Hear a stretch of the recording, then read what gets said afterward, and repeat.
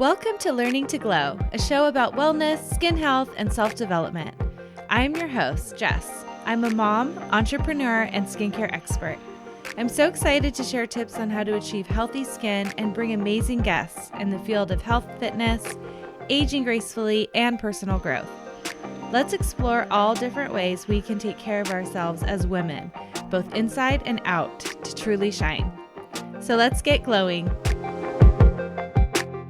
Hello, everyone. Thank you for being here with me today. I'm so excited about this episode.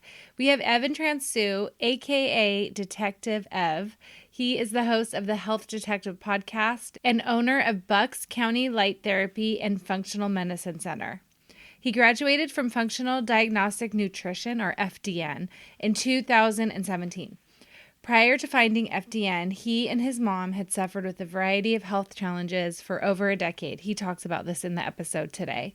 This system transformed his and his mom's lives so profoundly that all of his work is now centered around spreading his teachings. Evan speaks professionally to middle and high school students about mental health challenges and to date has spoken to 50,000 students. I really loved this episode and hearing Evan's story because he has personally been through so much with his health, with his skin, with his mental health, and all of that has led him to doing what he does now.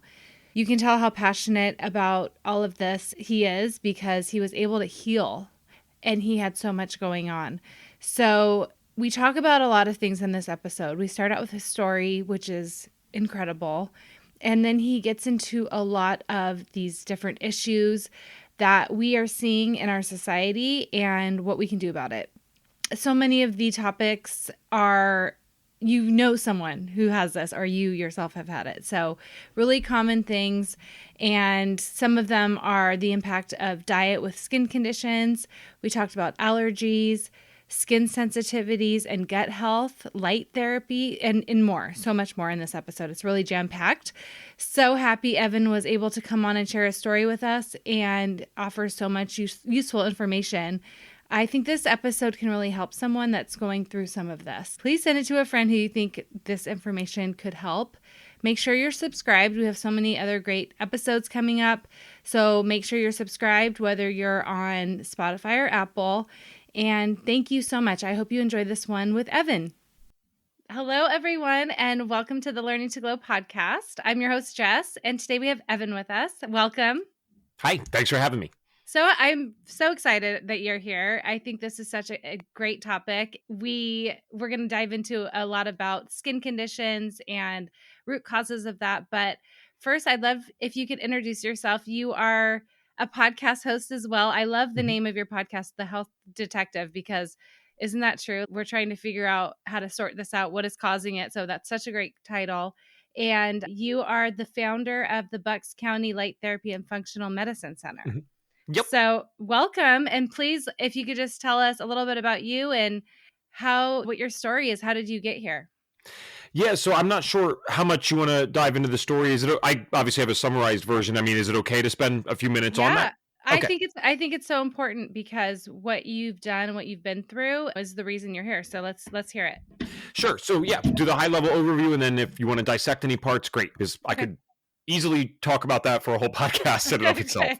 So like many people, I think that got into this space, not everyone, but a vast majority, I wasn't seeking this out. This isn't a goal that I had at 5 years old to get into functional medicine and healthcare. I don't even think most 5 or 6 year olds would know what that is. It's one of those things that through my own experiences and the experiences that my family members were having, I had to kind of do this. It chose me. And so what occurred is at 5 years old, I started dealing with my first health symptoms, which looking back, now we know were mild panic attacks. So they were already occurring at that age and not for any history of trauma or anything like that. Like I had a really good life and good family. So a lot of reasons for that. And we can talk about that later. I did get migraines and I would get these very bad stomach pains. Now, all of this stuff, if I talked about it in terms of the percentage that it made up of my month, maybe 5% of the time or less, I was dealing with these things. And 95% of the time, I was a super happy kid that had a good life, good friends, good school, all that stuff. Well, what occurred is we did go to the doctor at that time, and the doctor, is a good person. I always want to disclaim that because people, if this is the only time they ever hear from me, they might think I'm like anti-Western medicine. That could not be farther from the truth. This doctor meant well, did everything that this doctor knew how to do based on their training. But what the issue is they don't necessarily look at migraines or stomach pains as weird. It's like, hey, you can take this or you cannot take this. That's fine. And hey, if it gets worse, let us know. And the panic attacks didn't even get properly diagnosed then. I wasn't properly diagnosed with them until 15, so a decade later. Now, what occurred, though, is as time went on, things got worse and worse. So we went into that initial doctor's appointment at 5, and it wasn't very productive. It was kind of just, hey, Evan's going to outgrow some of this stuff, or if these things get worse, let us know. Well, they did get worse, but it happened in such a slow manner, and it was mostly with the mental health stuff at that time, that I kind of took on this position that if the doctor can't figure out what's wrong with me when I do this weird thing, and I'm referring to the panic attacks because that's how I saw it. I didn't understand, and who the heck would at 5, how I could be totally normal 1 second, and the next second I think I'm going to die for 20 minutes, and now I'm fine. I did not comprehend that, and I don't think most adults comprehend that if they haven't experienced that before. They're very confused when they deal with those things.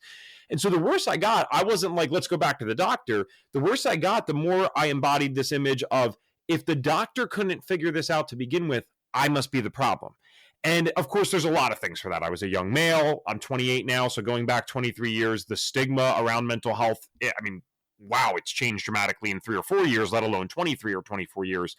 And so these problems got worse. We did go back at 15. I got a diagnosis, and then I learned to keep my mouth shut because I didn't want those labels. And I probably should have had some labels at the time to support me and make proper steps in the right direction. But I was really afraid of the labels. I didn't want to be looked at in that way. And so I completely rejected that, and I learned to tell my parents less about what was actually going on. And then what occurred is the mental health issues just became overwhelming. Mind you, there's a bunch of physical stuff going on at the time, but the mental health stuff became overwhelming. Panic attacks became panic disorder. I mean, these things were happening at least once a day, usually twice a day for multiple months in a row. That led to major depressive disorder.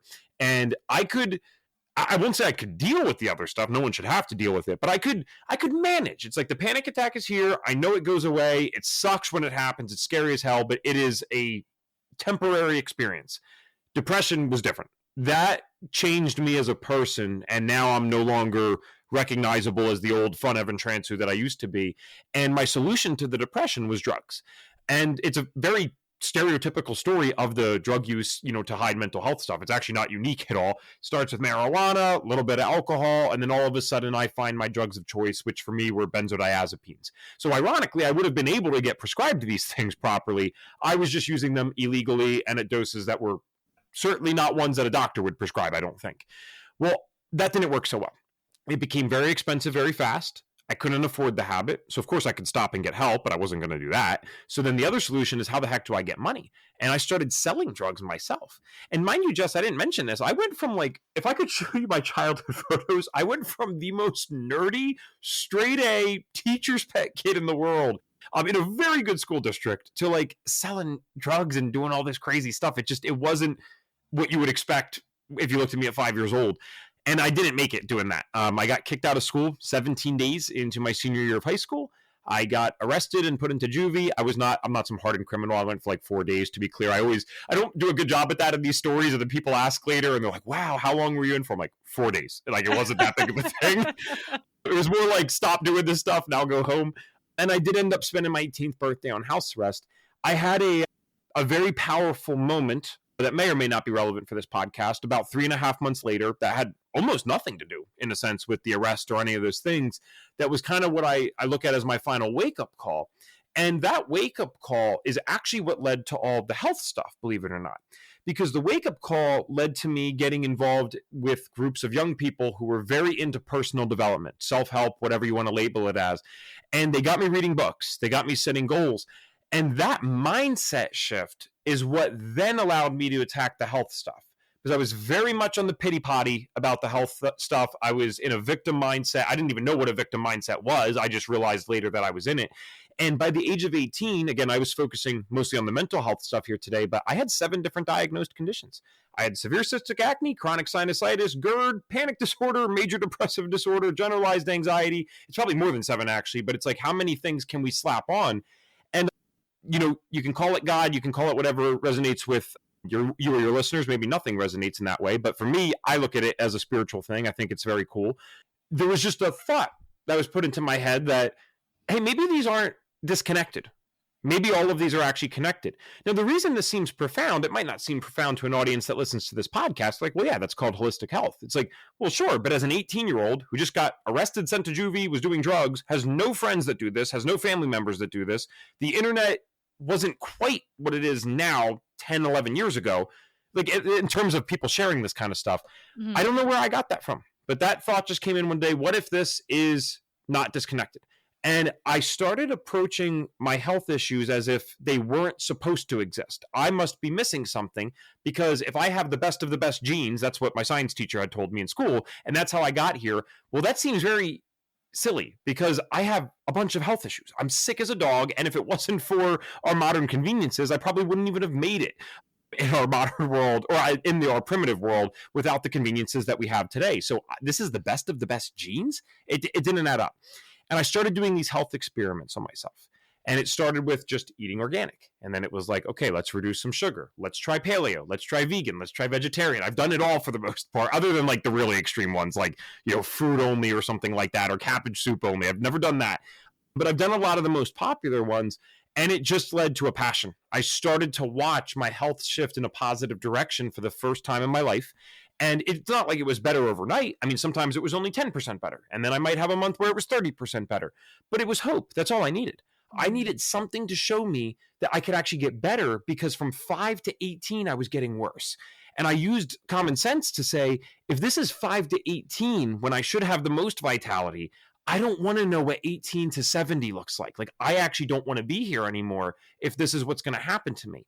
That led to me pursuing a certification through Institute for Integrative Nutrition, and then finding functional diagnostic nutrition, that's kind of the core of everything that I do. Even what we do at Bucks County Light Therapy and Functional Medicine Center. My fiance and I are both certified through FDN. So we're running labs and doing that stuff that was taught there. And the podcast that I host is actually through that company. So, I mean, talk about full circle. I end up coming in as this kid, like trying to figure out this health stuff. And now thankfully they say, well, you like to talk, as you guys can tell. We'll give you a podcast here. And so we're about 300 episodes in, and it's been an amazing journey. So believe it or not, that is really the summarized version. Oh my gosh, that what you've been through at such a young age, to start at 5 years old with panic disorder, panic attacks is just terrible. And so when did you start throughout this process? You mentioned 15 was kind of a big milestone. Is that when your skin started to break out, or is that when you started to have the cystic acne? Yeah. So believe it or not, my breakouts actually started at 9, which I think we're actually seeing a lot more of now. Yeah. And this is what's interesting, Jess. I don't look at myself as unique. I really don't. I look at myself as being a part of the first wave of the youth that got hit by today's modern world. Because when you see kids now, I don't mean this rudely to them, it's not their fault. All of them look terrible. All of them have mental health issues. Obesity is on the rise. 1 out of 2 kids under the age of 18 has a chronic disease in America. I mean, so I'm not unique. I just happened to be that first wave that was kind of getting hit with these things before we understood it. So 9 was the first breakout. Yes, by 15, I had a terrible skin. That wasn't really my biggest worry. It was something I was self-conscious of, but I had all these other things to deal with, and the drugs numbed out most of the self-consciousness that came with the vanity side of it. But 18 was really actually when my acne was the worst, probably 18 and 19.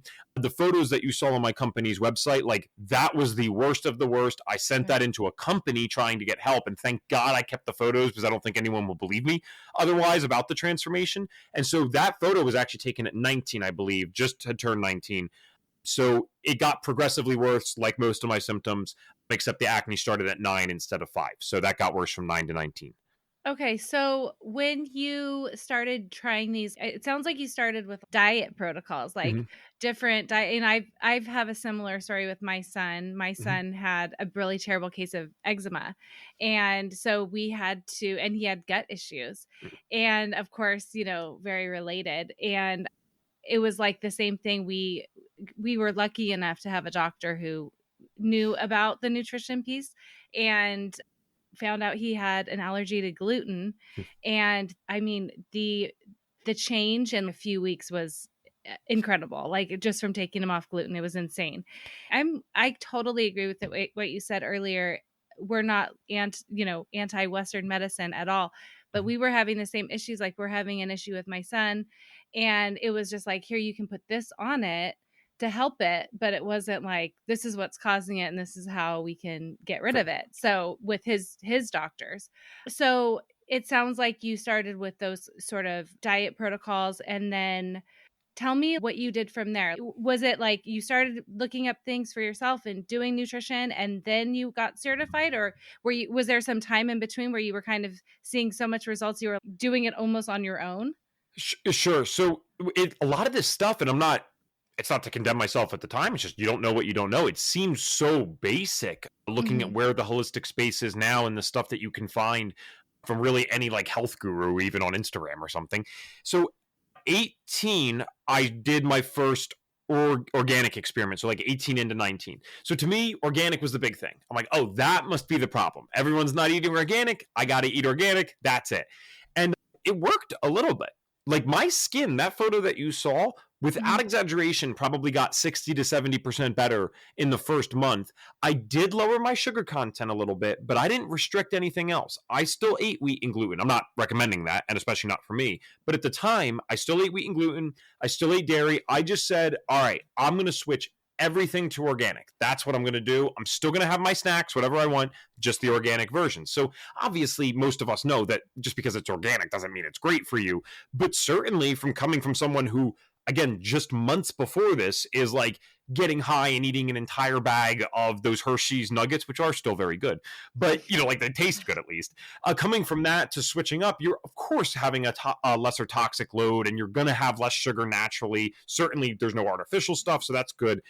And I saw really extreme improvements for that. I thought that was like, wow, this is fairly easy considering the results that I got. So that was the first thing. That's really all I knew.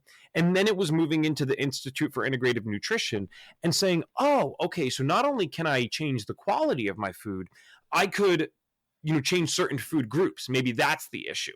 And that's how I got into more of a vegetarian thing. And I don't mean to piss anyone off or trigger them. That did not work for me. I haven't found that to work for a lot of clients.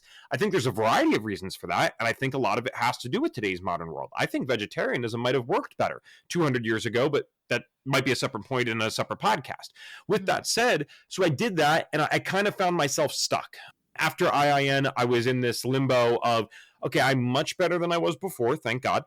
My skin, I still get cystic acne to a degree, but it's way better than it was.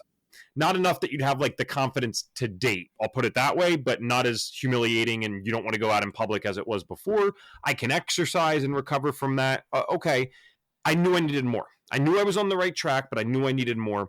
And I ended up, I'm in Pennsylvania, and I still am in Pennsylvania, but I ended up traveling out to California with my best friend. He had just gotten done college, and I convinced him to go out with me. I'm like, it's going to be this awesome trip. I need to learn about health stuff. As far as I know, all the natural health people are on the West Coast. We need to go figure this out. This was genuinely the logic and genuinely what happened. And so we go out there, and then I hear someone giving a talk in a coffee shop. I started going to all these health meetings, and that person happened to be an FDN practitioner. Her name's Jen Maleka. And so she went out to lunch with me. I think she just felt bad. She was super nice. And she ended up introducing me to the founder of FDN. And when I got in there, that's when this went from, okay, hobbyist almost, kind of interested on a surface level, to let's dive into this at a very, in a very deep way, and really understand why what I'm doing is working. So FDN included the lab stuff. And I had blood work ran on me by a doctor, and I think they said, okay, you have slightly high cholesterol. I was like 17, 18, nothing that's going to kill you, but watch out for this. That was the only thing that they gave me. When I go through the FDN labs, they're like, hey, you're having an immune reaction to gluten and many other things. You have a parasite. You have very severe bacteria. Your hormones are tanked. This looks like, someone who's not well in their 50s or 60s, let alone someone who's 21 by the time I found FDN. So it was a 3-year gap. And I'm oversimplifying it, but we're using labs and just finding this stuff that I didn't even know was part of health let alone I can test for this, do something about it, and it would lead to a lessening of my symptoms and eventually actually an elimination of my symptoms, which is amazing. So this is when I started learning about leaky gut. This is when I started learning about science and how to actually look at a study. Not that I'm a PhD, but I can navigate my way through PubMed fairly well, maybe better than the average person. And then it gave me the ability to do my own research. So you mentioned my business name, Bucks County Light Therapy and Functional Medicine Center. I got huge into circadian biology and the fact that, if you don't set your circadian rhythm in the morning and you don't block the blue light at night, that's going to be an issue for your health. And again, these are all things that are super popular now. I was just on the early edge of the health issue craze with the kids. Like I had that a little bit before everyone, and I was learning from some of these gurus before they were super popular. This is when their Instagram accounts had like 2,000 followers instead of 200,000. And so I just started applying all this stuff, and I really reinvented my life. I went from the kid who's eating the standard American diet, staying on blue lit screens all day, and staying up till 3 a.m. to, okay, no, we go to bed at 10. We wake up at 6. We get sun first thing in the morning. We get exposed to light throughout the day. We block a lot of the artificial crap during the day, unless I'm doing a podcast with someone nice like yourself.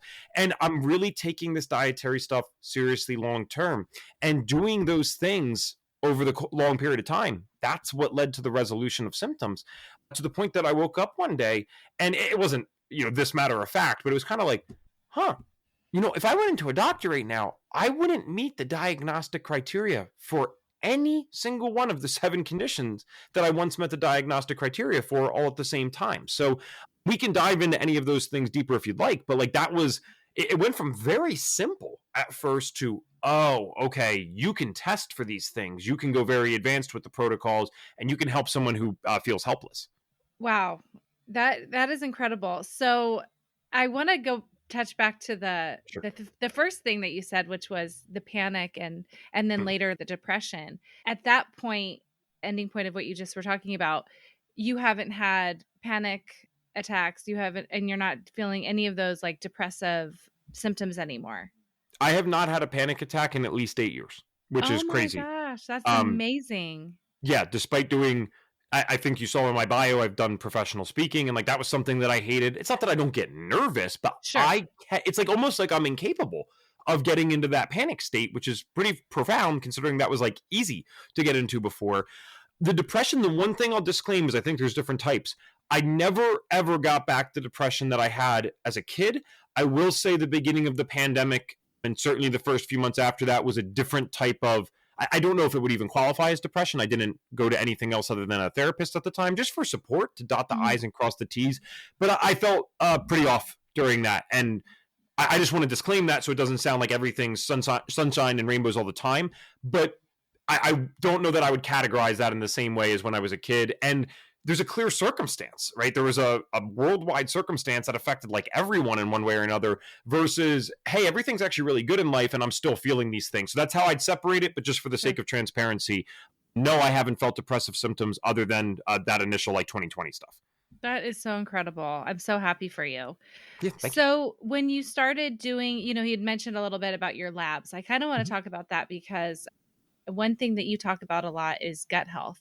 And that is kind of the root of a lot of issues that we have as a society. And so when you had your blood work taken and you were really starting to dive into like healing, did you have any allergies or did you just decide that maybe a few of these food groups, like you mentioned, are inflammatory to me and I just want to cut them out? And then maybe talk to us more about some of the other things that came up that you could work on. Sure. So to answer your question first about the allergies, we'll go in order. I actually went to an allergist at one point because they thought my panic attacks might be asthma attacks, which was hilarious, knowing what I know now. Like I think it's obvious, but who knows? So I went to an allergist, already ruled that out. Allergists are very good at what they do. Like they can figure out if you have a true food allergy. So what FDN looks at is we look at food sensitivities. Is this something your audience would be well versed in, or is it worth explaining a little bit? No, I would explain it. Okay, perfect. So food sensitivities could be defined very broadly as almost any immune reaction to a food that isn't an allergy. So an allergy means that you're having a specific type of immune response called IgE, which is immunoglobulin E. Western medicine fully recognizes this. If you go to an allergist, that's what they're testing for. Actually, many people, more so than I ever would have thought until I started sharing these things. A lot of people are familiar with the little like skin prick test that they do. So they'll have these like needles on your back. If you've ever done that, you've taken an allergy test for at least the most common things out there. So that's good to rule out. If you have that, you should probably address that and make sure you're abstaining from whatever that is. Now, food sensitivities gets tricky because Western medicine actually does recognize it to a degree. And if your doctor's going to do it at all, they're probably going to use something called the ELISA. So ELISA. Now, the ELISA is an IgG food sensitivity test, which if you know IgE, you guessed it, this is immunoglobulin G. So immunoglobulin G is useful. If you had nothing else to measure, it is better than nothing, as long as you know what you're looking at, because you got to understand there can be false negatives, false positives on that. The problem is when you get into food sensitivities versus allergies, you're getting into a variety of different ways that the body can react. The symptoms can vary quite a bit. The delay in onset of symptoms can vary quite a bit. So with some sensitivities, you might react, minutes later. With other sensitivities, it's very weird, but you could actually react multiple days later. So the allergies, you're probably going to know if you have that. If you're old enough to be listening to this podcast and understanding what we're saying, it'd be pretty hard to believe that you haven't identified true allergies. I mean, these are going to give you hives. They might, at the extreme ends, give you anaphylaxis and be life-threatening. Anything that's life-threatening from food, that's always an allergy. Food sensitivities aren't going to do that. But food sensitivities can give almost any symptom that you can imagine. So then you say, well, wait, if there's a bunch of ways that we can react to the food, the symptom onset could be 10 minutes or a few days, and the symptoms could be anything. It's almost like, what's the point? Like, why even test for this? Like, is this accurate? And the truth of the matter is, when you're looking at one way that you can react to a food, such as IgG, I typically steer away from that. I don't, that's not my go-to. What I go to is what FDN taught, and it's not just biased to FDN. I actually looked up why they taught this. I'm like, oh, this makes sense. So we use something called the MRT food sensitivity test by Oxford Biomedical Labs. These people are very smart because they said the same question that I just posed to you long before I was ever into this, or probably even you were into this. And they said, instead of having to run expensive tests that can look at one of the 1,000 ways that the body can react to a food immunologically, why don't we just see if there's a common theme? And the common theme is that the immune stuff comes out of the white blood cell. Again, oversimplifying to keep it easy for a podcast. But mediator release test, MRT, that's what that stands for, they're testing the release of mediators. Mediators are things like IgG, IgE, lymphocytes, cytokines, all these different ways that your body can react. And so it's not a perfect science. Well, none of this is a perfect science when you first do it. It's certainly not a perfect science now still. But what they did over time was they started measuring volumetric or size changes in the white blood cell when someone's white blood cell was exposed to a potential antigen. A potential antigen in this case would just be a food protein. So they might take Jess's blood and say, here's an avocado protein. And I know this is the one that always gets everyone. It's so hilarious. They'll be like, they think superfoods mean that you can't react to them. So anyone can react to any food. It could happen. There's some foods that are more common to be reacting to, like dairy, wheat, corn, but you could react to anything in theory. So they'll say, okay, here you go, Jess. Here is the avocado protein. Here's your white blood cell. And they're watching to see how much it changed in size. Now, again, when you first do something like this, we don't know what size means what, right? They have to test over time to truly track this and see what matters. And so now they have a very high replicability rate. It's like 93.6%. They have many studies on this. You can go to nowleap.com to see the studies if you'd like. I'm not affiliated any other way other than I use their test. I don't make any money off the test itself. I'm not promoting them in any way that's sponsored, nothing like that. So nowleap.com to check out the science with it. And they show you these trials that have actually been done that show it's highly correlated with the symptoms that the person is dealing with. And when you remove the foods that they tell you to remove, the person's symptoms do get better. Now, there's more to life than food sensitivities, and you have to ask, why did this person develop food sensitivities to begin with? Because it's not necessarily something that we're born with. But the point is, I wanted to explain that just so your audience understands that this is out there, this technology exists. But you asked, did I have food allergies? So the answer was no. But in the food sensitivity test, I did have immune reactions to wheat. When my mom ran the test, and my mom had Graves' disease, she had severe cystic acne when she was younger. She had a lot going on, man. She had an immune reaction to wheat that was not an allergy. So there are so many people walking around with non-allergy immune responses to wheat, dairy, or whatever, and they have no idea. And then we get made fun of for this stuff. Because you'll see the memes online all the time that's like, oh my God, like it's the person going into the restaurant asking for gluten-free. Has there been anyone ever that's done this as a fad? I'm sure. But there are many of us out there that we know, we would swear to God, that we feel 10 times better removing this stuff, but we can't prove it. So imagine if you could prove that, you use tests like that. So that's the food sensitivity side.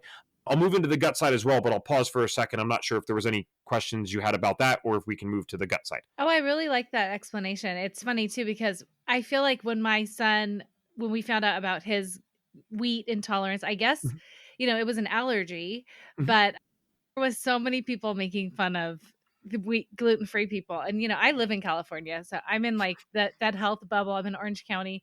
So yes, there was definitely a lot of that. And I think it is such a serious thing.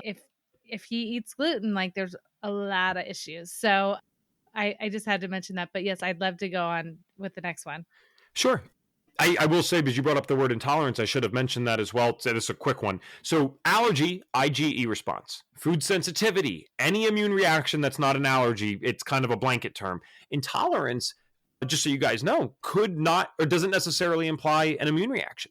If you're lactose intolerance, for example, those people are not necessarily having an immune reaction to lactose.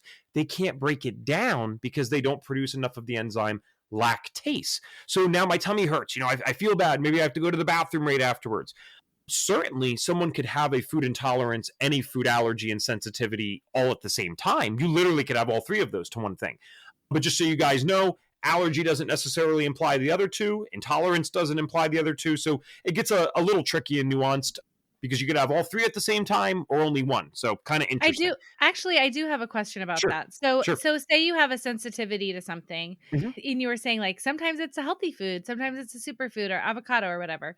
Is there a way that eventually you aren't sensitive to something like that? I mean, is it possible that sometimes people are having issues with their gut health, for example, and it's causing sensitivities, and maybe they can bring that back?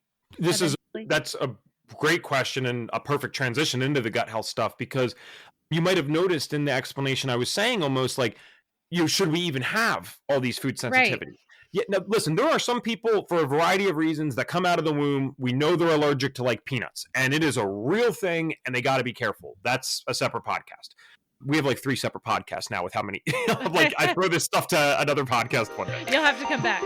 When I first started my wellness journey, I had already been in the skincare industry for years, working on client skin and as an educator for multiple skincare brands. When I learned about how the toxins in our personal care and beauty products could have a negative impact on our health, I knew I needed to make a change. I was used to the result-driven products that I was working with, and I was not happy with the natural products on the market at that time. Although they were safer and cleaner, they did not meet my expectations for results. I created Simply Just Skincare to deliver the results my clients demanded from their products while using natural, toxin-free ingredients. You can check out my clients' results and reviews on my website, simplyjustskincare.com. In 30 days, my clients have reported more hydrated skin, less appearance of fine lines and wrinkles, and more of an overall glow. Our top sellers include our Repair Toner, our Hydrating Undo Serum with hyaluronic acid, and more. I am offering my listeners 20% off their first order with code PODCAST. Check it out in the link in my show notes to get glowing today. The food sensitivities, I genuinely believe, at least I've been convinced, because it's not my thought, it's a thought that's very widespread in the functional medicine space. We believe a lot of them are acquired, or they're being acquired because of what's going on in today's world. And when you look at how does a food sensitivity even develop, that's why it's a perfect transition into the gut health stuff. So when we talk about leaky gut, it's a hot term. It was a hot term 5 years ago. It's huge now. Very few people can actually explain it. What does that actually mean? Well, what it means is that we always have some degree of intestinal permeability. So intestinal permeability is just the technical way of saying leaky gut. They're totally interchangeable for a podcast.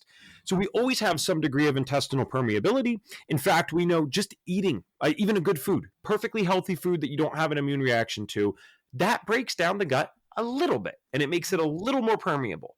Now, when we have periods of not eating, such as fasting or intermittent fasting or just taking a break between meals, the gut lining is some of the fastest regenerating cells in the body. So nature works perfectly. It's amazing, right? They knew, or it knew, that we're going to eat sometimes. And most of the time, we're not going to have food. Now, obviously, for many of us in today's world, we're very privileged to not have that problem. It's kind of the opposite. We have way too many calories and less nutrition.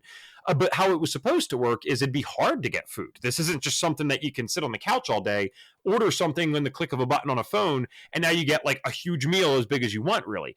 So it was designed perfectly in the sense that food breaks it down a little bit, but you have so much time to heal. Now, just eating all the time is detrimental, but it's also what we're eating and what's in what we're eating. So when the intestinal permeability or the leakiness of the gut becomes too extreme, the stuff that we're attempting to digest, this is all microscopic, of course, but it can actually go into the bloodstream. So if I had a chart, what you would kind of see, and if you guys, this is always a really good chart. It's not mine. It's Dr. Josh Axe's, which many people are familiar with, Ancient Nutrition. If you search Dr. Josh Axe, leaky gut, and just go to Google Images, there's a great chart that you can follow along with that will make sense for what I'm about to say. So it's almost like these little blobs they'll show you in the animation. So it's kind of like a square blob that ends up having like these little hairs at the top, it looks like. So those are the cells. It's the epithelial cell layer, the outermost cell layer of the small intestine. Now, when the gut is tight and it looks good and there's not a bunch of intestinal permeability, I think it's the left of his chart on there, you'll see that the little blobs are actually connected together. Now, on the right of the chart, it usually would be one or the other, by the way. You wouldn't have half your guts perfectly sealed, the other half's like total crap. He's just trying to make a explanation with a chart. So on the right side, you see an extreme case of intestinal permeability where the little blobs are all separated. And if it was a really accurate chart, what you would actually see too is those little hair-like things on the top of the cells are broken down. So you would see that the hairs are broken down, the cells are split apart, and now all this food that you're attempting to digest, one, you're not going to assimilate the nutrition from it as properly, because that's what those little hair-like things did. The microvilli are supposed to help you assimilate the nutrition from your high-calorie, low-nutrition food that we all eat in today's world. So you can't even do that now. And since those cells are so spread apart, the undigested food and all the other crap we get in today's world has a direct route into your bloodstream. So one thing to always think about is your body's always doing the right thing. We might look at ourselves as sick. Western medicine might put a disease label on it, but your body, I guarantee, is doing the best thing it knows to do with what it's working with. So now that something's going right into the bloodstream, that was never supposed to happen like that. Certainly not through the gut. So it says, whoa. We got to make sure that we're protecting the body. This avocado protein, as simple as this seems and innocent as it seems, it says this avocado protein should have never been in here. We gotta start an attack. This might be a disease. This might be measles. This might be chicken pox. Like, we gotta actually attack this thing. And now an immune response gets created. Well, if you only eat avocado every now and then and you have a leaky gut, might not be the worst thing in the world. But one of the biggest things people will notice on a food sensitivity test, and this happens every single time I go over results with a client, they say, I eat that food all the time. I didn't know I was sensitive to it. I'm like, of course you do. Because as you're eating it all the time with your already leaky gut, your body said one time, it said, oh, this is an invader, right? I got to attack this. But then you had it for dinner. And then you had it for breakfast the next day. Like, wheat's a perfect example, right? You have cereal for breakfast, sandwich for lunch, pasta for dinner, cookies and stuff for a snack. I'm talking for the average person. All day long, your body said, hey, I tried to attack this and it didn't work. Hey, I tried to attack this and it didn't work. So the years go by, the attacks get bigger. This is really crazy stuff, but there's something called molecular mimicry, where the body will now think, since it thinks it's launching a failed attack, picture an army, right? It thinks its attack isn't working. Oh my God, this is going to kill my person. This is going to kill my host. It's going to kill Evan. So I need to start attacking anything that even looks like wheat. And I'm not making this up. This can sound very far out if someone hasn't heard this. Just quick Google search will help you. So look up molecular mimicry with wheat. And it turns out the molecular structure of wheat is actually very similar to thyroid. It's very similar to our heart, similar to our skin and our brain. And so you wonder why all these people have autoimmune diseases, especially the thyroid one. It was a huge thing for my mom. She had Graves' disease, which for very much lack of better terms, it's like the opposite of Hashimoto's thyroiditis, which many people have heard of. So if Hashimoto's is slow, Graves' disease is hyper. It's like we're in overdrive.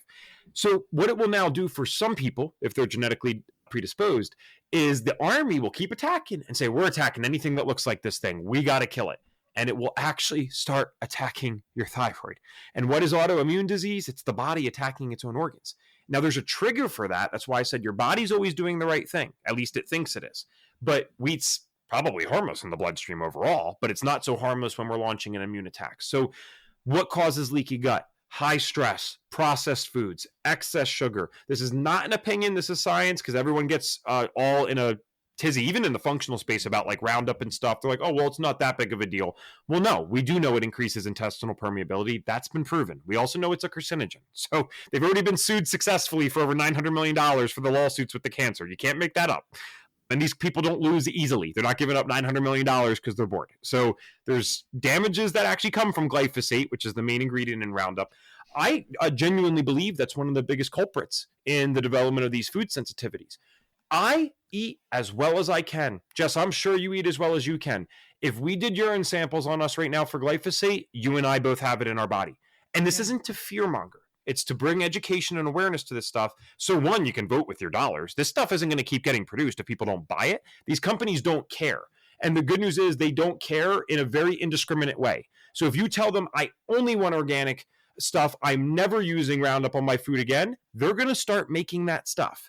If we say, I'm going to be ignorant, I'm not going to care, I'm never going to look up anything, they're going to take advantage of that and make the cheapest option that they can and sell it to you. So there's responsibility on their end, but there's also responsibility on the consumer's end. So I think one of the issues that we're experiencing is everyone in America specifically is so exposed to this crap and the million other things we could list off that cause leaky gut that all of us are dealing with some level of intestinal permeability. You almost can't escape it. And then if you're dealing with the standard American diet, your gut's trashed. And you eat the same 10 foods all the time. That's what most of us do. So of course you develop food sensitivities. So the summarized version just is, it's always good to give a great explanation, but then the summarized version is what you take with you and it actually sticks. The development of leaky gut is what's causing the food sensitivities. And that's why, as FDNs, food sensitivity testing is very specific. We're not just using any test out there. We use certain tests. Mm-hmm. And we never just do that. We'll do that alongside all these other things. So now we can reduce your symptoms in the immediate moment. We can help you feel good and get an easy win. But what we need to do most importantly is say, let's heal this body up enough so that you don't just start eating new foods in trade of the ones that you removed because you're sensitive to. And now the same problem occurs. 3 months down the road, now you're just reacting to those. I can't tell you how many people we've ended up working with who, and the practitioner that they worked with, again, they all mean well. No one's out there trying to be a bad person. But they ran some stupid IgG food sensitivity test. Now the person removes those foods and starts trading off other foods that they now eat every day. And 3 months, 6 months down the line, they're reacting to those in the same way they were reacting to the other ones because no one actually healed the root of the problem. Oh, it's upsetting to think about.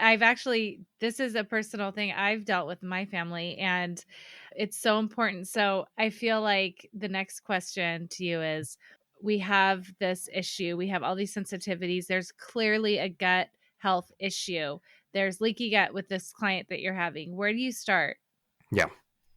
Removal. Well, first of all, is a mindset thing, actually. I genuinely believe that. So I'll start with that. You need to decide the value of your own life. And it sounds so extreme until you actually start doing this stuff. Because if you're really on a health journey, I interview people, right, who have been through stuff you wouldn't wish on your worst enemy. You don't change that because you went, well, I changed my diet for a year and now all of a sudden I'm cured. That's never that simple. Mm-hmm. It's a mindset thing first, because when you start making all these other habit changes, you probably have family. You might have kids. You might have a spouse. You might have a boyfriend, a girlfriend. You got mom and dad. You got someone is going to be in your ear saying, why are you doing all that? It's so weird. Can't you just have fun every now and then? And it's not that these people don't love us. It's just, it's different for many of them. Mm-hmm. And so you have to shield your mind, like your consciousness first, to say, I am doing this because I value my own life. And I'm seeing that the way that my life is going, I'm not enjoying this. The good news is it doesn't matter if you're religious, spiritual, or even an atheist. All of us can agree we got one shot at this life. Even if you believed in reincarnation, you still only have one conscious shot at this life, right? No, none of the reincarnates remember their other 10 lives. So we're here right now. We got a very limited amount of time. We peak for like 10 to 15 years, and then we were either growing or declining before that. So you don't want to waste any minutes here on this earth. So that's the mindset you need to approach. And if you think that's extreme, then good. You haven't had health issues big enough that you get this. And I'm very glad about that. I don't want you to get this in a sense. True. But for some people listening, they're going to resonate with that. And they're going to say, oh, yeah, I do got to get this. So you need to decide this isn't a 21-day detox. This isn't a New Year's resolution that 90% of people don't stick to. This is a commitment to saying, I am valuable enough and I want to live a good enough life that I'm going to do this. There is no other options. I'm going to figure this out. And it's not that I am so tough-minded. I'm not some David Goggins, if you guys know who he is. I'm not that person. I was put into a position where I want to use the right words. I almost call it practically suicidal. And I'm not lessening suicidal ideations. There's real depressive ones that almost don't make any sense. When I say practically suicidal, it means that the health issues were so bad and the quality of life, like I said, from 5 to 18 just continued to decline, that at some point any logical person asks, okay, yeah, like I said before, do I really want to do this for another 50, 52 years? Do I want to see what's next if this is right now at my youngest and supposedly best health? So I had that practical side, and I didn't want that. In fact, it was my motivating factor. It was my ground zero to build on top of, my rock bottom to build on top of. I said, okay, if I'm actually considering this in any way, even 1%, I better try everything before I go do this. So that's first. And I'm sorry that that's long-winded, but I cannot stress enough that if you don't get the mindset stuff down, you can spend all the money in the world on lab supplements and dietary stuff. You're going to break the things that you need to do, and you know you need to do them the second Thanksgiving comes around, or it's Christmas, or it's New Year's, or whatever it is. So you commit to yourself, I don't want to live this way. I don't want to get worse. I'm making a change because I want to have as much energy as this idiot that's on the podcast right now that can't stop talking, right? You want that energy. So now what's the action steps? You get the mindset stuff down. What can we do? I am biased because it helped me, but I always recommend testing. Is it cheap? No. But what also isn't cheap is how much time I spent in the health food store buying this supplement, buying this protocol, buying this detox, trying this diet through no avail. My parents, without exaggeration, they gave me permission to share this years ago because they're very passionate about this now, especially my mom. They spent over $100,000 on my mom's health before we got into the FDN stuff. My parents do okay. They didn't have $100,000 to spend, if you know what I'm saying. That's called credit limits. Just rack it up, and pray. And it didn't work. It just led to my mom's thyroid being removed, and now she's on lifelong medication. We spent $5,000 for 9 months with an FDN practitioner, including all the labs. It saved her life. So it's an investment in your health, and doing stuff like that doesn't even have to be with an FDN, man. Go find someone that knows what the heck they're talking about, though, and has the client testimonials to back it up. If you have multiple diagnoses, most likely you're not getting that better just by changing your diet, at least not 100%. I go for 100%. Because I know it's possible, because I've seen it. So you need to get some data. You need a starting point at the very least to say, okay, I was here before, I did this diet, I did this whatever, and now I'm here. At the very least, do the labs for that reason. In terms of general stuff that anyone can do, or I believe anyone can do, probably best for most people to remove American processed wheat. I don't think anyone's missing anything with that. I will say for the average American, believe it or not, fortified wheat. So for those that don't realize what that means, fortified means that we're adding vitamins into something. So like pasteurized milk is fortified. We add vitamin A, we add vitamin D to it. Fortified wheat is the number one source of B vitamins for Americans. That's not because fortified wheat has so many B vitamins in it, by the way. That's because we are doing terribly with our nutrition. So make sure you make up with the B vitamins, but that should not be that hard to do. Just take like the most basic multivitamin and you'll make up for it. So probably removing American-made wheat, good idea. The circadian biology stuff, you cannot rewrite this. There is no such thing as a night owl in the sense that no one was supposed to be up till 2 a.m. and sleeping till 10. There is no scientific data that shows that is even kind of true. So we're diurnal, the opposite of nocturnal. We're supposed to be up in the day. We're supposed to be asleep at night, excuse me. And so what you can do with that, the starting point for anyone, it can get more complex, but a way to start is when that sun comes up. So let's say the sunrise in your area is 7 a.m. You set the alarm for 7 a.m. You go outside for 20 to 30 minutes, bare eyes. So that means no contacts, no sunglasses, no prescription glasses. And unfortunately, if someone doesn't see well without those things, it can be a bit of a pain in the butt in the beginning. But you should look up how morning sunlight, specifically the red light in it, can actually increase your eyesight. So given enough time, that might be beneficial to you. But you want to do that because those those glasses, including prescriptions and contacts, can actually filter out parts of the light spectrum that we want in the morning. So you get out there and do that. When it is nighttime, and probably even throughout the day, you want to filter some of this stuff. But when it is nighttime, you want to be taking the most cautious approach to artificial blue light that you can. So even right now, as I'm talking to you, Jess, remember I said in the beginning, I wasn't sure if my light was good before we were on together. So that's because my screen right now is filtered. I have a yellow tint. It's the middle of the day. It's later in the day when we're recording, but it's not sunset yet. And so you want some blue light, but you don't want all of it. So I use a program called Iris Tech. It's iristech.co. Again, not affiliated, not sponsored. If they want to, please reach out. But not yet. I don't have anything with them. And so I use that during the day. I use health mode. And then there's a sleep mode at night that makes the screens red.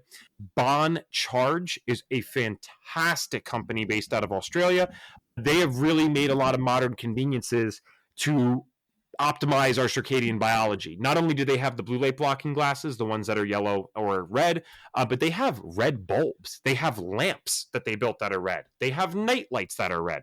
They have reading lamps that, God forbid, it's a crazy concept. You guys know you can read a book before bed instead of going on the phone. I know this is crazy. So you could be journaling or on a book and have a red lamp that looks down. And what the red's for is it actually doesn't trigger your awake response, again, oversimplified, but your awake response as much. So it allows you to actually sleep properly, rest and recover. That's one of the best things I ever did. So we talked about get the hell rid of the wheat, stop with that stuff, optimize the circadian biology with the things I just said, boncharge.com, iristech.co, great places to start and catch sunrise every morning. That's free. You don't have to pay for it. That's awesome. Do the labs if you can. If it's with an FDN practitioner, amazing. If it's with someone else that you trust, also amazing. But get some data to see if you're moving in the right direction. Subjectively, we can trick ourselves sometimes. We might not realize if we've gotten a lot better. Healing can be a really slow journey. We have something called our metabolic chaos scorecard at FDN, and we always have clients do it beforehand. So my fiance and I are working with someone right now who started out as a 1300. Now, just most people that are super sick, like even myself, I was at like a 500. She's messed up, right? And she's at a 700 now. So 700 is still the highest client we've ever seen, but she's 600 points better. And she needed to see that for herself to say, you know what, don't give up. I'm getting in the right direction here, because she got into a spot where, let's just say the outlook and the mindset was not where you'd want someone to be, especially when they're that young, right? So for her to see the numbers get better, that helps her. So that's the same things that happens with lab tests. Not only can you make more accurate protocols, you get encouraged to say, I'm not sure if I'm doing that much better. And then you look at it, you're like, oh, wait, what? My TSH used to be a 15 and it's a 5 now? Like, okay, I'm still tired, but man, I remember when I couldn't get out of bed. So it's things like that. I'm quite hesitant to give too many things out generically other than that. I think the only other thing I might say is don't over-exercise, but make sure you are exercising. Over-exercising is very easy to track. If you're not recovering from what you're doing, you're over-exercising. So you do the amount of exercise that you can that still allows you to feel good afterwards and refresh the next day. It's not that you're going to have no tough workouts ever, but if consistently you're getting worse numbers in the gym or worse times on your run, you're over-exercising for you. It might just be because you're sick right now. So don't over-exercise and try to eat a good amount of protein per day. Like most people can do, unless you're really, really tiny, can do very well with 100 grams minimum of protein. So I can get very specific and technical when it comes to labs, but I'm very hesitant to do that unless I have someone's data. So if you guys just did the stuff that I just said, really stuck to that for 3 months, oh my God, you're better off than 95% of people. I love these tips. I love the labs and creating that data point and taking the guesswork out, because it's like you can actually start working on what you actually, instead of just being like, well, maybe this is my issue or maybe it's not. Correct. It's such a good starting point. And I love what you were talking about with the circadian rhythm. It's something that I really dove into last year, and I'm so glad I did, because it does make such a difference on your sleep. And I mean, all of this any type of person who's dealing with any type of chronic illness, if you're not sleeping, that's a huge issue. That's something that you need to make sure is a priority. But there's also an app that I have that it will like alert me when it's time to step outside and see the first daybreak, which is so nice because it changes every day. Yep. So if somebody's new into this, I love the app for that. It's free. And then at night, really reducing that blue light, I think has been so helpful for me. I bought the glasses. So Nice. I'm like, if I am on my phone or if I have to do something, I put my glasses on and it makes a huge difference. So tell me a little bit about your facility too, because you do have the red light there. Tell us why you use it.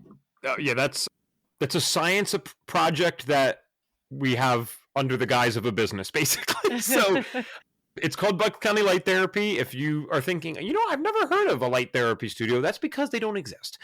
I wouldn't have done it as like my only source of income, but I have a partner and he was like, all right, we can invest in this. Like, I'm not going to put all my chips into it, but let's see what happens. And it is working out, but it's different for sure. So when you come in, the main service is red light therapy. Now, again, I just mentioned how the sun has it for free. So that's what you should be prioritizing. And I say this as a business owner. Why we have Bucks County Light Therapy is because today it is 23 degrees. There is still a little bit of freezing rain coming down and there is snow everywhere. Most people, even if you do go outside, how long can you really survive out there with your skin exposed? There's a limit. So I'm in Pennsylvania. It's not the most brutal state. Like we have really great summers, nice springs and fall. So we actually close for June, July, and August of every year because I don't believe it's ethical. Like you do not need red light therapy in Pennsylvania in July. Get outside. It's beautiful and it's free. I take interesting approaches to business like that. Like I cannot charge someone for that when it's free and better outside. 9 months out of the year, though, they might get a benefit where I live. And so we have red light therapy as the main product, but we have other light therapy things. So we actually have the Spurdy vitamin D lamps because you can make way more vitamin D from light. There's a reason that we get it from the sun mostly versus from food. You're not necessarily supposed to be getting high doses of vitamin D orally. So a lot there, but that's kind of the main point. We have infrared sauna. I think the infrared sauna thing is greatly overhyped. I'm a guy that tries to stay scientific. There's like stuff online. It's like, oh, infrared sauna cured my cancer. Anecdotes are amazing. I'm really glad when people share stories, but anecdotes need to be listed as anecdotes. Clinical research needs to be listed as clinical research. Infrared saunas actually aren't proven for a whole lot, but we do know they're safe and they're a lot gentler for people that have like a lot of health conditions versus going into the sauna at your local YMCA. The dry saunas can be a lot for people who are sick. So you can still get the sweat. We know there's a benefit of sauna in general, but generally speaking, I have found people that are chronically ill respond much better and can tolerate, most importantly, like that person that I told you about with the 1300 score, she can go in our infrared sauna all day. If I put her in a dry sauna, she'd probably feel like she's choking within a minute or two of being there. So we have that. And then another product that we have is the Brain Tap meditate. Have you ever heard of Brain Tap? Yes. Okay, so they have the lights behind the eye. So I'm at a conference. I'm like, yeah, that justifies putting this on the business credit card. That's light therapy, right? And our final thing is, this is for very specific people at very specific times, depending on where you live. We do have one tanning bed. It's by something called Ergoline. It's the Sun Angel S52. It's the only model in the world that scans you before you go into it. So it actually scans your forehead, and then you scan your inner forearm. The reason that you do that is to get the darkest part of your body with one of the palest parts of your body. Obviously, we're not going to scan your butt, right? That's not appropriate. So we scan your inner forearm. It's not weird. And then, you can actually keep using the sensor. So you have your dark part of your body and then a light part of your body, and it customizes the dose. Where it's also interesting is that they have way more UVB in this particular tanning bed than most. Most tanning beds are like 97% UVA. That's what tans you. UVB can burn you, but it also can give you vitamin D. So this bed ends up customizing it so that it's about 75% UVA, 25% UVB. It's clinically backed to raise your vitamin D levels, especially if you use it for 1 month. Do I put our sickest clients in there? No, I do not. I'm actually more inclined to put, like myself, I feel good and I'm in a good state of health. I'm not at risk for cancer. So I will use that in the winter when I can't get UVB and UVA in significant amounts from outside. I'll use that today. It's miserable out. That's not something to be used in summer. And it's not something to be used by everyone. It's not medical advice, but I do believe that the pros outweigh the cons for that. So I use it. And everyone in our facility that uses it is required to book a red light session either right before or right after. We'll maybe allow you once a month, if you have a damn good reason, to come in for just tanning only. We do not allow you to do that otherwise. So you either have to get the red light right before or right after. And that's because we know red and near infrared light can prime the skin for UV exposure or heal it from the damage of it, respectively, before or after. So that's our facility.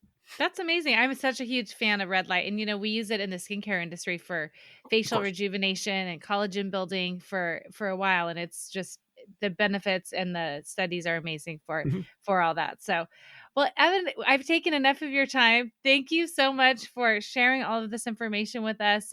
I'm so glad that you have been able to figure out all your issues. And I know, back to that thing that you said about the mindset piece and sort of making sure that your mind's right first. It is not an easy journey to have to go through something like this. And, granted, it's not an easy way that you were living before, but it's not an easy thing to stick to certain things in this world that we live in and socially. And it's super, super hard. So you have to really know your why for it, or it really is hard to maintain any type of results from it. So congratulations. Thank you so much for sharing with us today. It was amazing.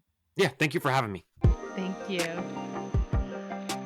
Thank you for listening to this week's episode. Please subscribe and review so we can reach more people who want to learn to glow alongside us. See you next time.